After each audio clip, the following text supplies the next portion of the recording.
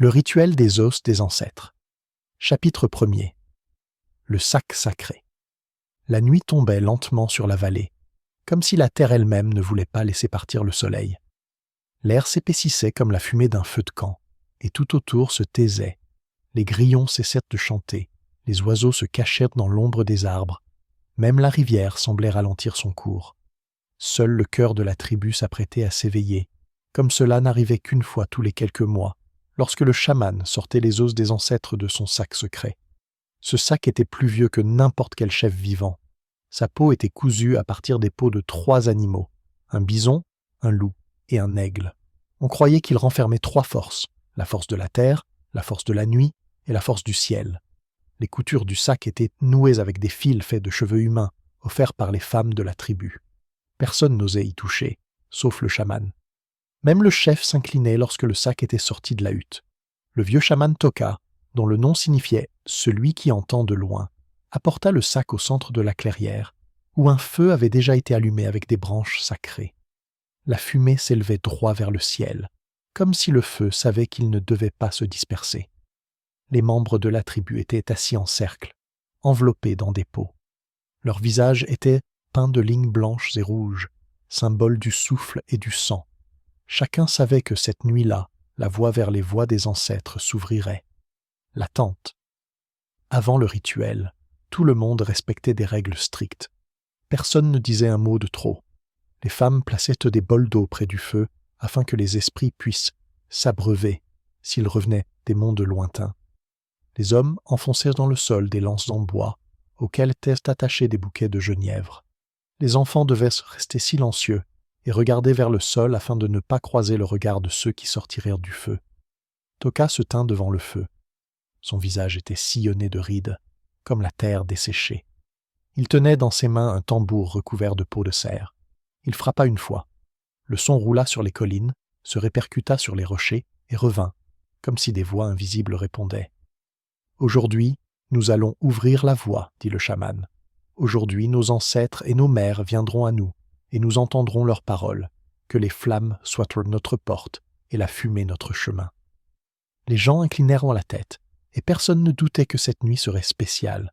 Les premiers dés sont jetés. Toka s'agenouilla et défit les nœuds du sac. Le cuir grinça, comme si quelque chose bougeait à l'intérieur. Il sortit lentement le premier os. C'était une phalange, lisse et brillante comme une pierre polie. Le chaman la leva au-dessus de sa tête, et la lumière du feu la rendit transparente. « C'est le doigt du chasseur Ayo, dit-il. C'est lui qui a ramené le bison dans la vallée. » L'os tomba sur le sol près des flammes. L'os suivant était une omoplate. Il appartenait à une femme nommée Saya, qui connaissait le secret des herbes et savait soigner les morsures de serpents. Il fut suivi d'une mâchoire appartenant à un vieux chef qui parlait comme le tonnerre. Chaque os avait un nom, et le chaman le prononçait à voix haute, comme pour le réveiller. Les gens hochèrent la tête et répétaient en chuchotant pour ne pas oublier les noms. Motifs. Les os étaient disposés autour du feu d'une manière particulière. Certains étaient placés en cercle, d'autres en ligne, d'autres encore en triangle. Chaque motif avait une signification.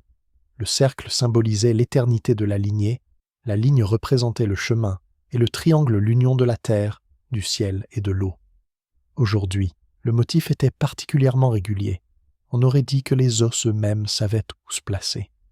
Lorsque Toka posa le dernier os, la clavicule d'un chaman mort depuis longtemps, le motif fut complet. À ce moment-là, le vent qui soufflait depuis les collines s'est soudainement calmé. Le feu a brillé plus fort et une silhouette est apparue dans les flammes.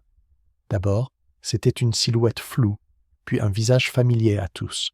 C'était Ayo, le premier chasseur. Ses yeux brillaient et sa voix résonnait comme le craquement des branches. « Je suis venu !» Les gens ont poussé un cri, mais personne n'a crié. Tout le monde savait que c'était ainsi que cela devait se passer. Le rituel avait réussi. Voix.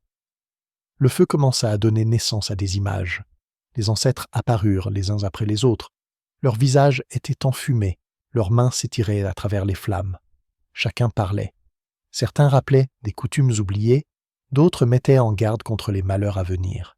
Une vieille femme a dit « Préservez l'eau, elle disparaîtra plus tôt que vous ne le pensez. » Un autre esprit, un vieux guerrier, prédit « La guerre approche. » mais pas avec vos voisins, avec ceux qui n'ont pas de corps. Les gens écoutaient, le cœur serré. Les paroles des esprits n'étaient pas douces, mais lourdes. Mais chacun savait que la vérité était rarement facile à entendre. Le signe est soudain. Le motif formé par les os changea. Personne ne les avait touchés, mais plusieurs os s'étaient déplacés, comme poussés par une main invisible. La ligne se transforma en spirale. Toka fut le premier à le remarquer. Son visage se crispa. Il frappa à nouveau sur le tambour pour tenter de rétablir l'ordre, mais les os continuèrent à bouger, formant un nouveau motif. Les gens se mirent à chuchoter. Jamais auparavant les os ne s'étaient recomportés ainsi. Une nouvelle silhouette apparut dans les flammes. Elle était plus grande que les autres et plus sombre. Ses yeux ne brillaient pas, mais attiraient le feu vers eux. « Pourquoi nous appelez-vous si vous n'êtes pas prêts à nous suivre » demanda une voix grave et sonore. Le silence tomba sur la clairière. Les gens tremblaient, mais n'osaient pas détourner le regard. Avertissement. Toka leva la main. « Nous vous appelons pour vous entendre, pas pour partir. Nous vous respectons, mais la route entre les mondes n'est pas pour nous. » La silhouette ne disparut pas. Elle se pencha simplement en avant, et les flammes du feu s'éteignirent.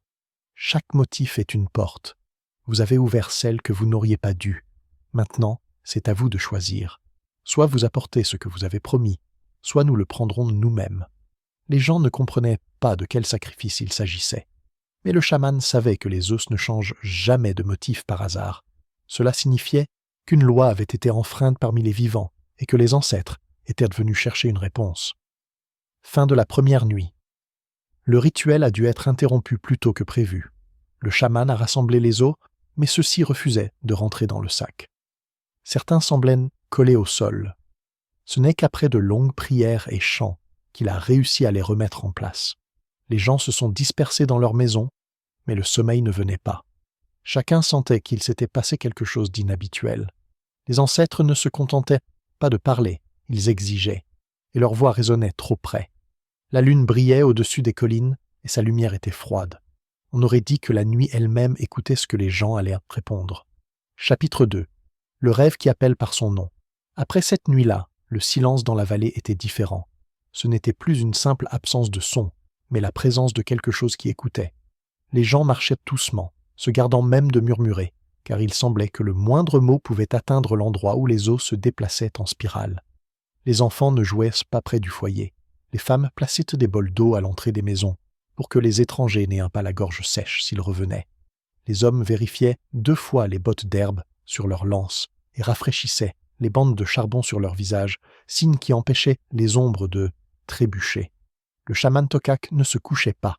Il faisait 3 fois le tour du campement, en répandant autour de lui un mince cercle de cendres provenant du feu sacré. À chaque passage entre les habitations, il traçait une courte ligne de terre rouge, la lèvre de la terre, que les esprits ne peuvent qu'en franchir. Le vent ne touchait pas ses traits, et les cendres semblaient s'alourdir, comme si un os fin reposait dessous. « Personne ne s'endort d'eau à l'obscurité, dit-il lors du rassemblement du soir. Le visage tourné vers le feu, la main sur la poitrine, la respiration longue et régulière. Si vous voyez dans vos rêves que les os vous appellent hors du cercle, n'y allez pas. Laissez-les vous appeler ici. » Il défit son sac, en sortit une pincée de cendres grises osseuses, celles qui restent inévitablement au fond, après avoir été retirées et remises en place pendant de nombreuses années, et les passa sur ses paupières, pour voir plus loin que dans les rêves. Les femmes ont mis à leurs enfants des cordons noués, faits de cheveux, de fibres d'ortie et de fines veines, dont les nœuds tintaient à peine, comme des os dans de la vaisselle en argile. C'était la garde de nuit. Jeune chasseur taillant, un jeune chasseur aux jambes rapides et au regard attentif, s'était assis plus près du feu que d'habitude cette nuit-là. Il n'aimait pas avoir peur, mais il avait froid dans le dos depuis que ses os s'étaient mis à se tordre. Son père, Kicho, lui dit doucement « Allonge-toi, mon fils, je vais m'asseoir. » Sa mère, Nanaï, lui avait mis sous la tête une peau qui sentait l'herbe séchée. Tayan ferma les yeux et, comme le lui avait demandé le chaman, posa sa main sur sa poitrine, à l'endroit où, enfant, on lui avait accroché une petite perle blanche. Il la portait toujours sur lui, lisse, chaude, comme vivante. On lui avait dit que c'était une dent d'écureuil porte-bonheur. Mais dès que le feu eut calmé sa respiration, la perle devint brûlante, comme si un petit charbon s'y était allumé. Il comprit que le sommeil était déjà là. les sentiers endormis. Le feu ne s'était pas éteint pendant le sommeil, au contraire, il s'était élargi et son cercle s'était transformé en une route lisse de lumière argentée. Tous les sons, les craquements, les respirations des dormeurs, les murmures du vent, se sont fondus en un seul son grave et prolongé. Taïan fit un pas vers ce son, et la terre sous ses pieds l'accueillit comme un bateau accueille le poids de celui qui s'est monté à bord du bon côté.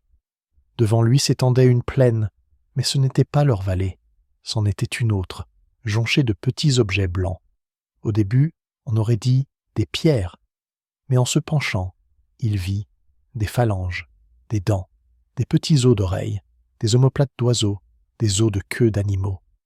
La plaine d'os s'étendait à l'infini, et au-dessus d'elle, comme un filet, flottait une fumée visqueuse, tenace, tissée de voix. Sur ce champ, les os bougeaient. Pas d'eux-mêmes, pas comme s'ils étaient vivants, mais poussés par une main invisible. Ils se dressaient, se couchaient, rampaient et s'entremêlaient, formant tantôt des cercles, tantôt des lignes droites, tantôt des triangles. Et voilà, la spirale familière, celle qui s'était déployée près du feu la nuit dernière, mais plus longue, plus serrée, plus profonde. Au centre, une cavité sombre brillait, l'entrée. « Ce n'est pas pour toi », dit une voix douce à côté de moi. Taïan se retourna et vit le chasseur Ayo, celui-là même dont Toka avait mentionné l'os. Son visage était calme, ses yeux brillaient comme des charbons ardents. « Pour qui ?» demanda Taïan. « Pour qui, Os ?» demanda Taïan. « Pour celui qui a contracté une dette, » répondit Ayo. « Les dettes tournent en spirale. Tant que tu ne les as pas remboursées, elles t'appellent par ton nom. Quelle dette ?» Taïan sentit la perle contre sa poitrine se mettre à palpiter. Un deuxième homme émergea de la fumée, un vieillard dont la lèvre supérieure était profondément entaillée par une cicatrice. Il s'appelait Vosh et on disait de lui qu'il parlait avec le tonnerre. Le vieillard leva la main, dans laquelle brillait une perle tout aussi lisse. « Ce n'est pas une dent d'écureuil, dit-il, c'est la phalange d'un enfant. Quand tu étais malade et que ton souffle s'éteignait, ton grand-père a supplié le chaman de lui donner un os de son sac pour le presser contre ta poitrine. Le chaman a accepté, car il lui a promis de le rendre. Il n'a pas tenu sa promesse. La spirale s'ouvrit. Ces mots le frappèrent comme un coup de poing dans le ventre. Taïan se souvint. Quand il était petit, il était allongé près du feu, et des mains étrangères, qui sentaient pour la poussière sèche, lui tenaient en la main et pressaient quelque chose de chaud contre sa poitrine. Il avait guéri. Depuis ce jour-là, il n'avait jamais retiré la perle. Il ne lui était jamais venu à l'esprit de demander ce que c'était réellement. « Pourquoi maintenant ?» demanda-t-il d'une voix rauque. « Parce que vous nous avez appelés et que vous avez fermé la porte, » répondit Ayo. Nous avons répondu. « Maintenant, vous devez la fermer correctement. »« Parce que vous nous avez appelés et que vous avez enfoncé la porte, » répondit Ayo. « Nous avons répondu à votre appel. Maintenant, vous devez la fermer correctement. »« Comment ?»« Rembourse ta dette, dit Vosh. Mais ne le fais pas en silence, en implorant pardon, mais à voix haute, en reconnaissant ta dette envers le feu, la terre et ceux à qui tu l'as contractée. Sinon, la spirale ne t'appellera pas seulement toi. Chanson des os. Les os se mirent à battre. D'abord loin, comme la pluie sur des feuilles sèches. Puis plus près, plus fort.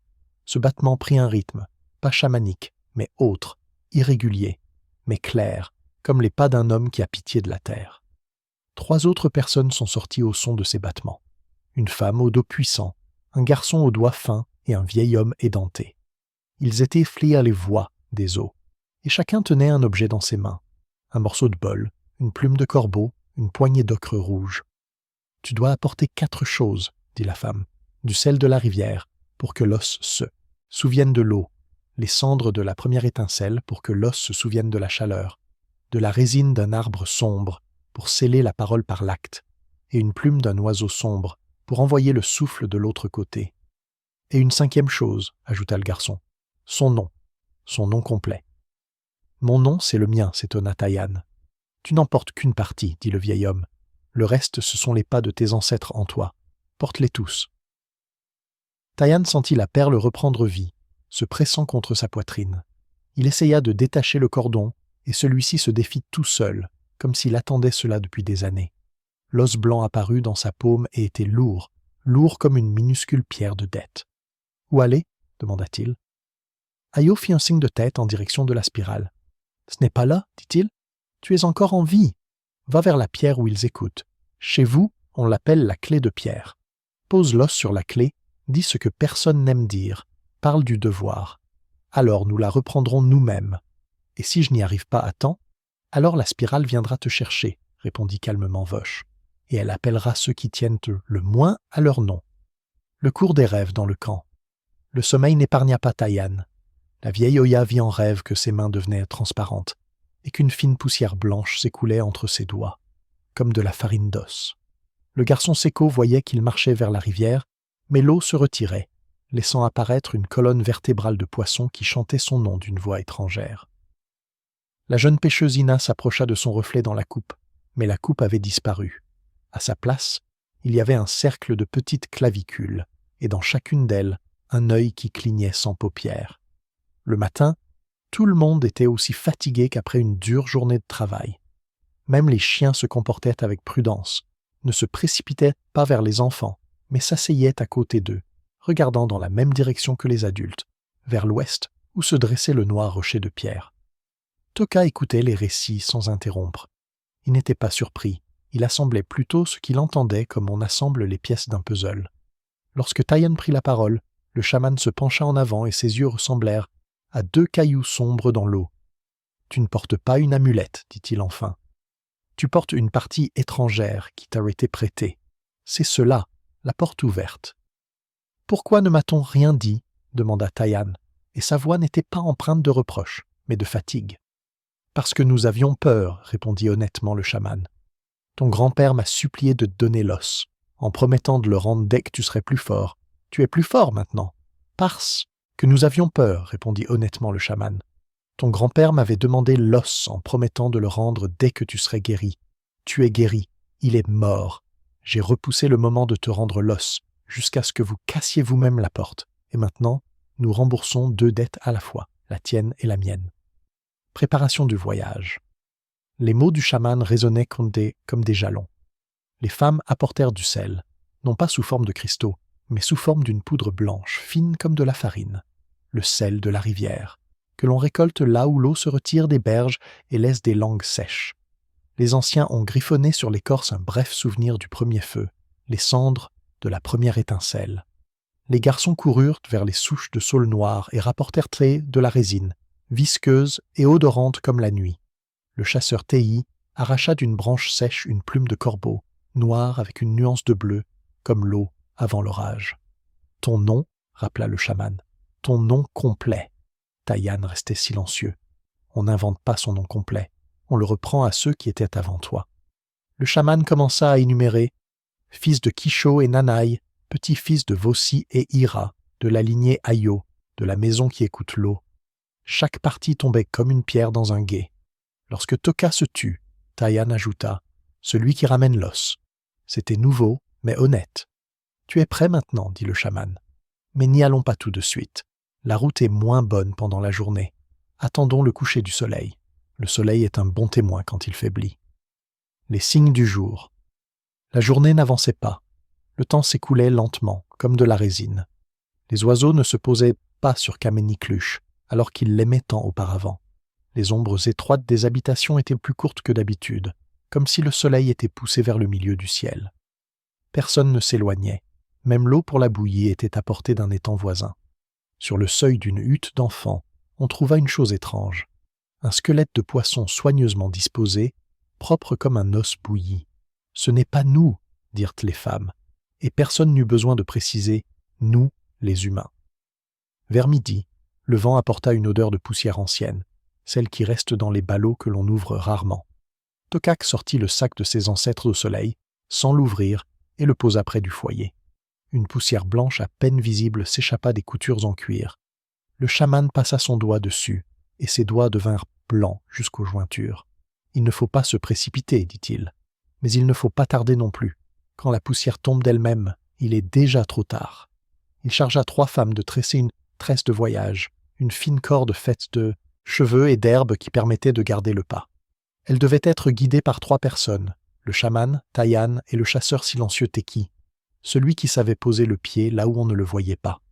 Les loups apparurent 2 fois sur les crêtes, silencieux, le museau levé, comme s'ils aspiraient le dessin du vent. C'était considéré comme un signe. La route est balisée. Avant le départ, vers le coucher du soleil, Toka rassembla tout le monde, comme pour une grande chasse. « Nous partons tous les trois, dit-il. Les autres restent autour du feu. Si vous entendez les flammes siffler, ne les éteignez pas, ajoutez de l'herbe. Si la fumée ne monte pas vers le ciel, mais descend vers le sol, placez des bols d'eau tout autour afin que les esprits ne viennent pas boire dans vos cœurs. Les enfants se taisent, les anciens écoutent. Les femmes chantent des chansons où il y a beaucoup de bas et de hauts. Elles permettent de faire de longs pas. Les guerriers regardent vers l'ouest, et personne ne doit regarder derrière nous, comme si nous avions un nœud coulant autour du cou. » Il s'approcha de Taiyan et lui attacha au poignet la tresse sur laquelle pendait cette perle blanche. Elle n'était plus sur un cordon, mais dans un petit sac en cuir souple, afin que sa main ne la réchauffe pas inutilement. Le sel de la rivière, les cendres des étincelles, la résine et la plume reposèrent dans une boîte en écorce, légère et sèche. « Quand nous arriverons à Cluche, ne pose pas tout de suite l'os, dit le chaman. D'abord, pose la plume, pour que le souffle précède la parole. Ensuite, la sel, pour que la parole ne sèche pas. Puis la résine, pour qu'elle colle à l'affaire. Ensuite, les cendres, pour que le feu reconnaisse notre travail. Ensuite, l'os. Et après, le nom. Pas le tien, celui à qui appartient l'os. Et si je ne le sais pas? Tu diras à qui il appartenait? Le reste, ceux qui écoutent s'en chargeront. Tu diras, c'était une dette. Le reste sera fait par ceux qui écoutent. Le coucher du soleil et les loups. Lorsque le soleil finit par éteindre sa chaleur et devint aussi large qu'une pièce de monnaie dans la main d'un enfant, 3 silhouettes sortirent du cercle. Personne ne les appela. Les femmes chantaient doucement, comme le vent dans un châle en ortie. Les enfants cachèrent leur visage dans les genoux de leur mère pour ne pas croiser le regard de ceux qui allaient suivre les hommes sans laisser de traces. Ils marchèrent en silence le long du versant menant à Kameniklush. Le sol semblait légèrement élastique, comme s'il recelait quelque chose de dense. Sur le rebord central, le chaman s'arrêta, posa la paume de sa main sur la pierre et écouta. L'os du sac sous la paume de Tayana répondit par une secousse à peine audible. Sur le rebord supérieur, 2 loups les attendaient, déjà. Pas des loups argentés comme dans les contes, mais des loups gris ordinaires, dont les yeux étaient secs comme le ciel d'automne. Ils ne s'approchèrent pas mais se couchèrent, le museau tourné vers Kameniklush. La clé de pierre était simple, un rocher noir dans lequel la nature avait creusé un rebord plat, comme une paume sortie du mur. Au cours des années passées, beaucoup de choses avaient été déposées sur cette paume, du pain, des feuilles, des petits couteaux, du miel dans des récipients en argile. Aujourd'hui, la clé avait changé d'aspect. 2 fines fissures, à peine visibles, semblables aux rides autour des yeux quand quelqu'un sourit, bougeaient à sa surface. Cela rendait l'endroit encore plus inquiétant. « C'est l'heure, » dit le chaman. Le devoir de parler Taiyan posa la plume sur la clé. Elle tomba doucement, comme un flocon de neige. À côté, il y avait un mince sillon de sel, et un peu plus loin, un amas de résine, collant et sombre. Il répandit les cendres de la première étincelle en cercle, comme on dessine des lèvres à l'entrée. Ne parlons pas dans le vide, mais dans la bouche de cette fissure qui demande. L'os dans le sac était lourd comme une pierre. Ses doigts ne lui obéissaient pas. Taiyan le sortit et le posa au centre. Il cessa immédiatement de se réchauffer. Il redevint normal, froid, ancien. « Parle, » dit doucement Toka. Et il dit « Je suis Taiyan, fils de Kicho, petit-fils de Vossi, membre de la tribu Ayo, de la maison qui écoute l'eau, celui qui ramène l'os. L'os qui repose ici ne m'appartient pas. Il m'a été prêté pour que je puisse respirer. Je remercie la vie qu'il m'a donnée. Je reconnais ma dette et je la rembourse. Prenez ce qui vous appartient et emportez la spirale qui appelle les nôtres comme des agneaux vers le loup. » Les mots n'étaient pas beaux, ils étaient directs, comme des branches sèches empilées sous un chaudron. Mais à chaque mot, l'air devenait plus dense et le vent autour plus calme. Les loups levèrent la tête et regardèrent fixement les fissures. L'os trembla. Il ne bougea pas, mais trembla comme une corde tendue. Les fissures sur la clé changèrent légèrement de forme. La cavité au centre de la paume devint un peu plus profonde. « Ils entendent, » dit le chaman. « Ne détourne pas les yeux. » Réponse d'abord. On entendit un murmure, non pas des mots, mais ce pluie d'os qui frappait les feuilles sèches. Puis, une voix faible, comme celle d'un enfant qui vient d'apprendre à former des mots. « C'est à moi, ça m'a ramené. » Taiyan ne put s'empêcher de se pencher plus près. Au fond de la pierre, quelque chose de clair brilla, comme le flanc d'un poisson sous l'eau. Il lui sembla qu'une petite main glissa vers l'os et l'emporta au fond, là où le son devient plus faible, mais où les choses sont plus solides. Et le nom, rappela le vieil homme Voche. Non, ce n'était pas lui, mais une voix qui lui ressemblait, mais plus grave. À qui était la dette? Souffla Taïan. À celui dont le pas s'est arrêté trop tôt. Le vent soupira. Les loups se levèrent, silencieusement, et s'enfoncèrent dans l'obscurité sans se retourner. La résine sur la clé se fissura en un mince fil. Le collage est fait. Le sel se déposa en une couche lisse, l'eau a accepté. Les cendres ne se dispersèrent pas. Le feu a accepté. La plume se retourna et tomba du rebord sans un bruit. Le souffle est parti là où il fallait. La porte est fermée, dit Toka, et sa voix n'était pas victorieuse mais soulagée. Mais la spirale n'oublie pas vite. Elle va encore bruisser à nos portes pendant 2 nuits. Nous devons les supporter non pas par le silence mais par le travail. Maintenir le motif, chanter les noms pour qu'il n'y ait pas de place vide. Le retour et un nouvel appel. Le retour fut lent. Le sol sous nos pieds était le même que le matin, ordinaire, et cela rendait son bruit particulièrement agréable à écouter. Dans le camp, les feux brûlaient tranquillement, sans siffler, comme c'est le cas quand quelqu'un regarde par-dessus votre épaule. Les enfants dormaient. Les femmes n'avaient cessé de chanter à voix basse et chantaient désormais d'une voix grave, semblable au murmure de l'eau dans un endroit confiné. Nanaï rencontra Taïan sans le toucher, comme il convenait à quelqu'un qui avait rendu visite à la clé. Laisse-le venir jusqu'au feu de conversation. Kisho acquiesça silencieusement, et cela suffit. Aujourd'hui, nous avons fait ce que nous aurions dû faire depuis longtemps, dit Toka à voix haute pour que tout le monde l'entende. Mais nos ancêtres parlent encore. Nous ne les entendons pas avec nos oreilles, mais avec notre nuque. Cette nuit, ils viendront dans nos rêves, non pour nous prendre, mais pour nous tester. Dormez face au feu. Si quelqu'un entend son nom, réveillez-moi. Personne ne part seul. Taïan s'allongea comme on lui avait ordonné, la paume sur la poitrine, la respiration longue. La perle ne réchauffait plus sa peau. Il ne restait qu'un creux, et c'était étrange, comme l'absence d'un poids auquel il était habitué. Il pensait s'endormir rapidement, mais le sommeil tardait à venir. À la place, un autre son se fit entendre, aussi doux que le hurlement d'un loup qui n'appelle pas sa meute, mais un seul individu. Le son montait de sous la terre et se posait sur sa respiration, sans la perturber, mais en la guidant. Il y avait un mot dans ce son, et ce mot était simple. Demain. Pas oui aujourd'hui, pas maintenant, mais de demain, long, avec une queue douce. C'est ainsi qu'on appelle le travail qui commence à l'aube. Je viendrai, murmura Taïan, et il sourit pour la première fois de la journée. À l'aube.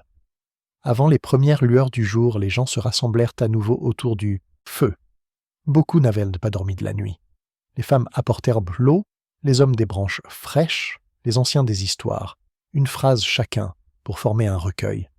Toka se tenait debout, appuyé sur son co, et seul son corps semblait vieux. Son regard était léger. « Nous avons remboursé notre première dette, dit-il. Il faut maintenant rembourser la seconde, notre peur de notre propre parole. Aujourd'hui est un jour décisif. Nous allons nous rendre à l'endroit où les eaux sont eux-mêmes formés un motif, dans une cuvette asséchée sur le versant nord. Hier, la nuit a agité nos pas. Nous allons nous allonger avec nos noms sur le vieux motif, comme on trace des marques sur un sentier pour que les chevaux ne s'égarent pas. Taïan acquiesça. Il savait que c'était du travail qui l'attendait, pas un combat. Et pourtant, quelque chose bougeait au fond de sa poitrine. Ce n'était ni un os, ni la peur, mais l'attente. Un frisson venait de l'est. Les loups répondirent brièvement. Les cendres sur le sol tremblèrent légèrement, comme si un petit poisson passait dessous. La nouvelle nuit n'avait pas encore commencé, mais on pouvait déjà l'entendre approcher. Taïan leva la tête, regarda vers la lueur et murmura « J'entends, je vais sortir. » Et la lune, disparaissant derrière les bords déchiquetés des nuages, sembla se retourner un instant, pas avec ses yeux bien sûr, mais avec sa lumière, et répondit par un bref rayon lumineux sur les pierres blanches. « Tu entends, donc tu es vivant. » Ainsi s'acheva le 2e chapitre. Le devoir était accompli, l'os rendu, mais la spirale n'oublie pas si vite. Devant nous, le jour du tournant et une nouvelle nuit où le motif ne pourra plus être préservé par des supplications, mais par nos propres noms, inscrits sur la terre. Chapitre 3. Le jour du tournant. Le matin qui suivit le retour de l'os fut étrange, lourd, comme si l'air était devenu visqueux, comme de la résine. Le soleil était haut dans le ciel, mais sa lumière n'apportait aucune chaleur. On aurait dit que la terre elle-même attendait la nuit suivante, absorbant ses forces pour retenir l'avenir. Le chaman Toka était assis près du feu, appuyé contre son tambour. Ses yeux étaient ni fatigués, mais sa voix était forte. Il dit « Aujourd'hui est un jour décisif. Ce n'est ni un jour de repos, ni un jour de chasse. Aujourd'hui, nous devons écrire nos noms sur le sol, comme des pas, afin que la spirale ne nous ramène pas en arrière. » Les gens le regardaient avec inquiétude. Personne ne voulait toucher à nouveau les os, ni voir le motif reprendre vie. Mais chacun comprenait que si cela n'était pas fait, la nuit viendrait d'elle-même et emporterait davantage. Préparation. Les femmes tissaient de longs fils à partir de crins de cheval, d'herbes séchées et d'ocre rouge. Ces fils étaient appelés liens du souffle. Ils étaient disposés sur le sol afin que chacun puisse y inscrire son nom. Les hommes découpèrent des planchettes dans l'écorce et y inscrivèrent des signes symbolisant leur clan et leur histoire personnelle. Même les enfants devaient relaisser une trace.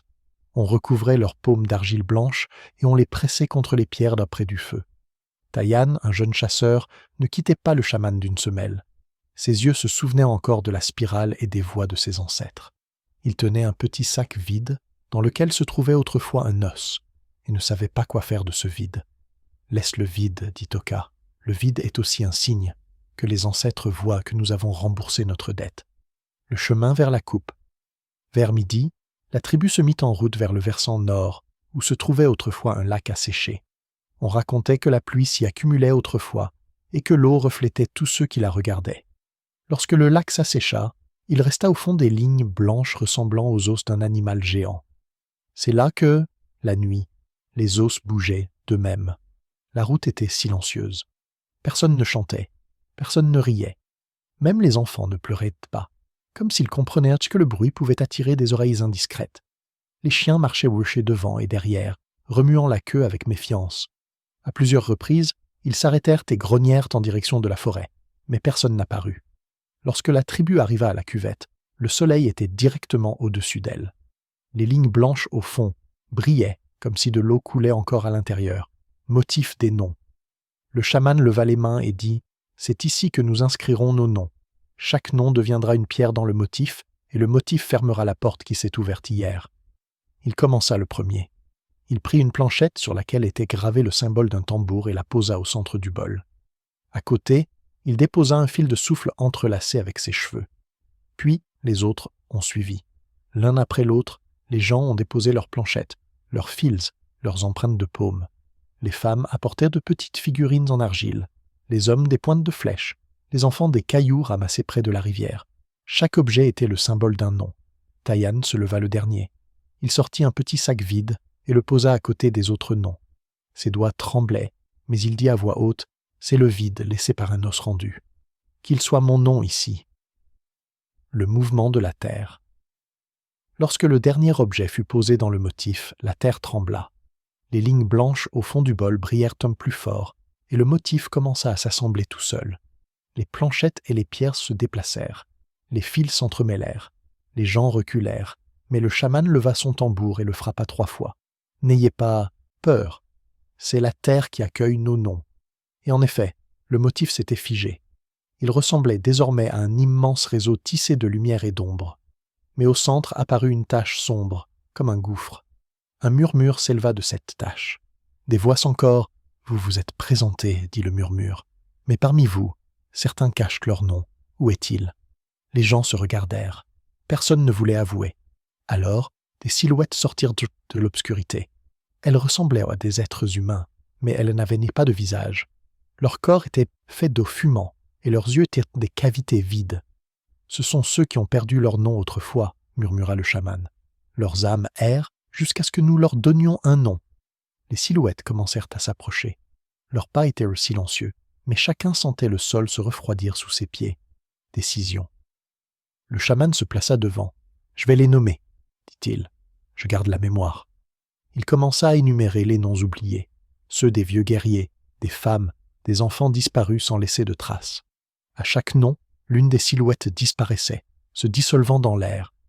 Mais ils étaient trop nombreux. La voix du chaman s'affaiblissait. Alors Taïan s'avança. « Je vais en ajouter » s'écria-t-il. « Je ne connais pas tous leurs noms, mais je connais leurs pas. » Il ferma les yeux et se remémora les sons. Les rires des enfants, le cliquetis des flèches, les chants des femmes, le crépitement du feu. Il prononça « Ceux qui ont marché ici avant nous, nous vous considérons comme les nôtres. » Et les ténèbres se retirèrent. Les silhouettes disparurent et le motif brilla plus fort. Coucher de soleil. Lorsque le soleil toucha l'horizon, le chaman dit « Nous avons pris un tournant. Maintenant, le motif tient bon. Mais la nuit ne nous a pas encore quittés. Aujourd'hui, elle sera plus forte. Nous devons être prêts. » Les gens sont retournés au campement. Les enfants se sont endormis en chemin, épuisés par la tension. Les femmes chantaient doucement. Les hommes restaient silencieux. Taïan marchait à côté du chaman. Son cœur était lourd, mais il ne ressentait pas de vide dans sa poitrine. Il sentait qu'il ne portait plus seulement son propre poids, mais aussi celui de ceux dont il avait prononcé les noms. Chapitre 4. La nuit des sans-voix. Le soleil se coucha rapidement derrière les collines, comme s'il ne voulait pas être témoin de ce qui allait arriver. Le soir se teinta de rouge, puis fut presque immédiatement plongé dans la lumière argentée de la lune. Il semblait que la nuit elle-même savait que cette partie du rituel serait plus difficile que les précédentes. La tribu s'était rassemblée autour du feu. Le motif formé par les noms, tracé pendant la journée dans le creux du versant nord, brillait dans la mémoire de chacun. Mais les gens comprenaient que ce n'était ni la pierre ni l'écorce qui maintenaient le motif, mais ce qui restait à l'intérieur. Le chaman Toka était assis près du feu, son tambour sur les genoux. Ses yeux étaient fatigués, mais déterminés. Il dit « Cette nuit, ce ne sont pas les noms qui viendront. Cette nuit, elle voudra prendre les voies. Sans nom, l'homme perd son chemin. Sans voix, il perd le chemin vers les autres. Nous devons préserver notre souffle, sinon le motif sera brisé. » Les gens se taisaient. Même les enfants sentaient l'angoisse et n'osaient en parir. Les premiers signes. Le feu brûlait régulièrement, mais soudain, les flammes se mirent à vaciller. Ce n'était pas le vent, car l'air était immobile. Chaque vacillement était accompagné d'un bruit faible, semblable à un murmure. Une femme nommée Aina porta soudainement sa main à sa gorge. Elle essayait de dire quelque chose, mais aucun son ne sortait de sa bouche. Seules ses lèvres bougeaient. Ses yeux se remplirent de peur. « Ils lui ont pris la voix, » dit le chaman. « Ça a commencé. » Toka jeta un bouquet de sauge dans le feu. La fumée s'éleva et tourbillonna dans l'air, se transformant en fins filaments. Ces filaments s'enroulèrent autour d'Aina, et sa voix revint, faible mais audible.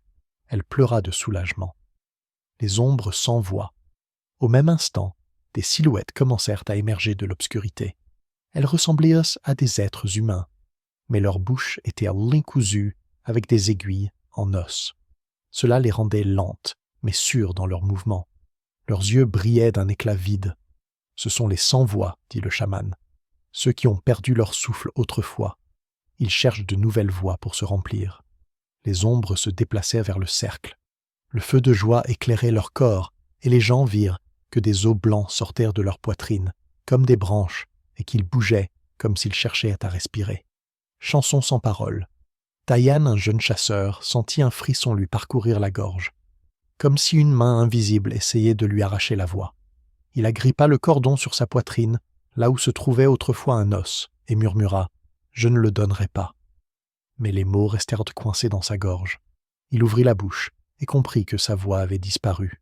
À ce moment-là, la plume de corbeau qu'il avait apportée dans la journée tomba de la boîte et s'illumina. Elle ne brûlait pas, mais brillait en émettant un sifflement discret. Le chaman s'écria « Respire, même si tu n'as pas de voix.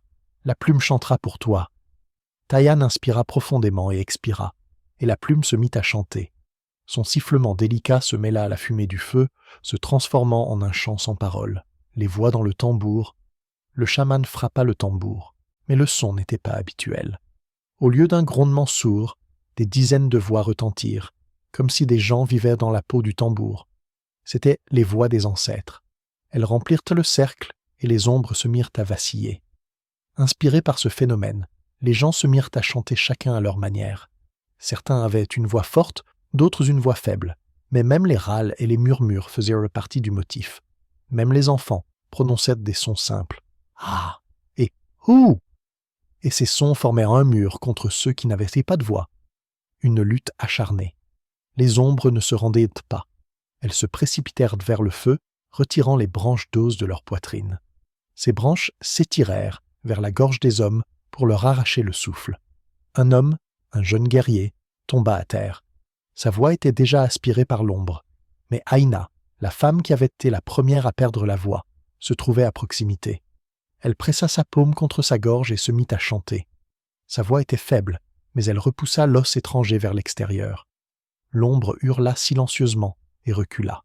Le chaman cria « Nous chantons les uns pour les autres. Si quelqu'un perd la voix, son voisin doit chanter à sa place. » Et tout le cercle s'est mis à chanter. La victoire du souffle. Les ombres n'ont pas résisté. Leurs os ont craqué comme des branches sèches dans un feu de joie. L'une après l'autre, elles sont tombées au sol, se transformant en poussière. Mais une ombre resta. Elle était plus grande que les autres, sa bouche n'était pas cousue. Elle s'avança vers le feu et dit d'une voix grave « Vous avez rendu les ossements, vous avez donné leur nom, vous avez préservé leur voix. Mais demain, je reviendrai, et vous devrez me donner davantage. Ce n'est qu'alors que le cercle sera bouclé. » Elle disparut, laissant derrière elle un froid glacial. L'aube. À l'aube, les gens étaient assis autour du feu, épuisés, mais vivants. Leur voix était rauque, mais chacun pouvait parler. Le chaman dit « Nous avons retenu notre souffle, mais demain, la nuit exigera un sacrifice. Nous devons être prêts. » Taïan regardait la plume, désormais terne, mais une chanson résonnait dans son cœur. Il comprit que la voix n'était pas un son. La voix, c'est le souffle que l'on peut donner aux autres. Chapitre 5. Le sacrifice. Le lendemain de la nuit sans voix, le jour était étrangement calme. Même la rivière coulait plus doucement que d'habitude, comme si elle ne voulait pas déranger la tribu. Les gens parlaient un peu et seulement à voix basse. Chacun sentait que les mots étaient devenus plus lourds, comme si chaque mot prononcé tirait derrière lui un fil invisible. Le chaman Toka était assis près du feu, les yeux fermés. Devant lui se trouvait un tambour, mais il ne le touchait pas. Ses lèvres bougeaient sans émettre le moindre son. Il priait. De temps à autre, il prenait une poignée de cendres et les passait entre ses doigts, comme s'il y cherchait des signes. Taïan s'approcha de lui et lui dit doucement « Tu sais ce qu'ils vont demander ?» Le vieil homme ouvrit les yeux. « Un sacrifice, » répondit-il. « Et pas n'importe lequel. Pas un os, pas une voix, pas un nom. Ils exigeront ce qu'il y a de plus précieux. » Préparation. Le soir venu, la tribu se rassembla. Les hommes apportèrent de nouvelles branches pour le feu, les femmes des bols remplis d'eau, les enfants des pierres striées de blanc. Tous savaient que la nuit à venir serait décisive. Le chaman se leva et dit « Aujourd'hui, la spirale va se refermer, mais seulement si nous donnons ce que nous avons de plus précieux. Chacun doit être prêt. »« Qu'est-ce donc ?» demanda Aïna, la femme qui avait failli perdre la voix. « À chacun son lot, » répondit le chaman. « Pour certains, c'est la force, pour d'autres, la beauté, pour d'autres encore, la mémoire. Pour certains, c'est la joie même. Les esprits prendront ce que nous leur offrirons. » Les gens se regardèrent. Leurs visages étaient inquiets, mais personne ne recula. Le lever de la lune. Lorsque la lune s'éleva au-dessus des collines, le feu de joie s'alluma tout seul. Sa flamme n'était pas rouge, mais blanche comme du lait. La fumée s'élevait en une colonne régulière et se transformait en spirale qui s'envolait directement vers le ciel. De cette spirale commencèrent à émerger les ombres des ancêtres, mais elles étaient désormais plus nettes. Leurs visages étaient reconnaissables, leurs yeux brillaient. Elles entourèrent la tribu. Des voix se firent entendre simultanément, fortes, comme si des dizaines de tambours résonnaient à l'unisson. « Que donnerez-vous » ? Les premières victimes. Le vieux guerrier Kisha se leva. Il posa sur le sol la lance avec laquelle il avait chassé pendant de nombreuses années et dit « Je renonce à ma force, que mes mains soient faibles, mais que la force reste dans la tribu. » Ses épaules s'affaissèrent et il faillit tomber. Mais la lance brilla et disparut, se dissolvant dans la fumée. Puis Aïna sortit. Elle prit le miroir dans l'eau qui avait été apportée dans une coupe et dit « Je renonce à ma beauté, que l'eau ne reflète plus mon image, mais celle de l'avenir de la tribu. » L'eau dans la coupe noircit et son visage disparut. Les uns après les autres, les gens apportèrent des offrandes. Certains offrirent la force de leurs jambes, d'autres le souvenir d'une chanson, d'autres encore la joie de la danse, le sacrifice de Taïana. Quand ce fut le tour de Taïana, il resta longtemps debout. Ses mains tremblaient. Il se demanda qu'est-ce qu'il avait de plus précieux. Il avait déjà donné son nom. Il avait rendu l'os. Il avait failli perdre la voix, mais il l'avait gardée. Que lui restait-il? Il regarda sa mère et son père, les femmes et les enfants, le chaman, et il comprit, ce qu'il avait de plus précieux, c'était l'avenir. Il s'avança et dit « Je renonce à ma place, que je ne devienne jamais chef, que je ne mène plus jamais la chasse et que je ne dirige plus jamais la tribu. Que ma route soit courte, mais que celle de la tribu soit longue. » Les gens poussèrent un cri de surprise. Personne n'avait jamais sacrifié son avenir. L'os qu'il avait rendu dans l'après-midi brillait à nouveau dans les airs, mais cette fois-ci, il n'était plus blanc, mais rouge. Il s'éleva et disparut dans une spirale. La réponse des esprits. La spirale se mit à bourdonner. Les voix des esprits se firent plus fortes. Le sacrifice est accepté. La dette est acquittée. La lune brilla si fort que tout le monde ferma les yeux. Le feu de joie s'éleva plus haut que jamais, et des étincelles s'envolèrent dans le ciel, se transformant en étoiles. Le chaman dit « Nous avons rendu. Maintenant, la nuit nous laissera partir, mais demain, ce sera la dernière vérification. Nous devons garder ce qui reste. » L'aube. Au matin, les gens étaient épuisés, mais calmes. Chacun ressentait un vide là où il y avait auparavant quelque chose d'important. Mais avec ce vide venait une légèreté, comme si un poids avait été retiré. Tayan était assis près du feu, regardant le ciel. Son cœur souffrait d'avoir perdu le chemin, mais il savait que la tribu l'avait retrouvé en échange. Chapitre 6. La fin de la spirale. La 6e nuit tombait lentement, comme si elle tirait sur le temps pour donner à la tribu un dernier souffle avant l'épreuve. Le soleil disparaissait derrière les montagnes, mais ne se pressait pas de se cacher, s'attardant à l'horizon comme un gardien qui hésite à quitter son poste. Les gens étaient assis en silence. Personne ne chantait, ne parlait, ne riait. Le souvenir de leur sacrifice était encore frais dans leur mémoire. Chacun ressentait un vide en lui, et ce vide était douloureux. Le chaman Toka dit doucement mais fermement « Aujourd'hui, nous saurons si la spirale se refermera. Si c'est le cas, les eaux se tairont et nous protégeront. Sinon, ils nous appelleront encore et encore, jusqu'à ce que nous disparaissions. » Ces mots tombaient comme des pierres dans l'eau, et chacun comprenait, aujourd'hui serait la fin, soit de leur vie, soit de leur peur. La lune à son zénith. Lorsque la lune s'éleva au-dessus des collines, sa lumière était différente.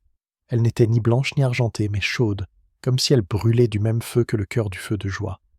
Les pierres blanches autour de la clairière s'illuminèrent d'une douce lueur, comme si elles cachaient des os, mais des os vivants, pleins de force. Le feu s'est allumé tout seul, sans attendre que quelqu'un y mette la main. Ces flammes se sont élevées haut dans le ciel, et les ombres des ancêtres sont réapparues. Mais cette fois, elles n'étaient plus sombres ni exigeantes. Leurs visages étaient sereins, leurs yeux clairs. Toka frappa le tambour qui se mit à résonner, mais le son était inhabituel. On y entendait toutes les voix de la tribu, faibles, fortes, aiguës, graves, toutes ensemble. Même celles qui avaient perdu leur force ou leur beauté la veille résonnèrent dans ce tambour, le dernier appel. De la flamme sortit la plus grande ombre, celle qui parlait la nuit sans voix. Elle avait désormais un visage, vieux, ridé, mais bienveillant. Elle dit « Vous avez rendu les ossements, vous avez donné des noms, vous avez préservé les voix, vous avez fait des sacrifices. Mais il reste une dernière chose. La spirale ne se refermera pas tant que vous ne serez pas réunis. » « Qu'est-ce que cela signifie ?» demanda Tayan. « Cela signifie que chacun doit devenir autre que lui-même et faire partie d'un tout. Ce n'est qu'alors que les os cesseront d'appeler séparément et écouteront ensemble.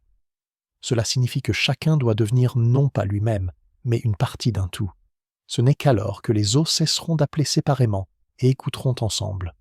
Danse de l'union. » Le chaman se leva et se mit à danser autour du feu. Ses pas étaient lourds, mais précis. Il chantait sans parole, uniquement avec son souffle. Les femmes se joignirent à lui, leurs mouvements fluides, semblables à ceux de l'eau. Les hommes les suivirent, fermes comme la pierre. Les enfants dansaient avec la légèreté du vent. Tayan marchait avec eux. Il sentait qu'il n'avait plus son propre chemin, mais qu'il y avait celui de la tribu. Et ses pas faisaient partie de ce chemin. Le feu de joie s'intensifiait, et dans les flammes, les ancêtres dansaient avec eux. Le motif ne se formait pas sur le sol, mais dans les airs. Des lignes de lumière relièrent les hommes et les esprits en une immense spirale qui se refermait lentement. La boucle était bouclée. Lorsque la spirale se rejoignit en un point, le ciel trembla. La lune brilla si fort qu'elle éclipsa les étoiles. Des étincelles jaillirent de sa lumière, et chacune d'elles tomba sur un membre de la tribu. Là où une étincelle touchait une personne, une marque apparaissait, une fine ligne blanche sur la peau. « C'est un os, » dit le chaman. « Mais maintenant, il est en chacun de nous, et personne ne le portera seul. » Au même instant, le feu s'éteignit. Seule la lumière de la lune subsistait. Mais elle n'était pas froide, elle était vivante, comme un souffle. Révélation. La haute ombre prononça ces derniers mots. La spirale est bouclée. Désormais, nous ne serons plus avec vous par devoir, mais par souvenir. Vous ne nous devez plus rien, mais vous devez préserver ce que vous avez accompli. Chacun d'entre vous fait partie du motif. Son visage s'est dissous dans la fumée, et tous ses ancêtres ont disparu avec elle. Il ne restait plus qu'un léger murmure, semblable au bruit du vent dans l'herbe sèche. L'aube. Les gens se sont levés aux premières lueurs du jour. Ils étaient épuisés, mais leur visage était serein. Ils savaient désormais que leur devoir était accompli, que le cycle était bouclé et que les eaux se tairont désormais. Le chaman dit « Aujourd'hui, nous sommes libres.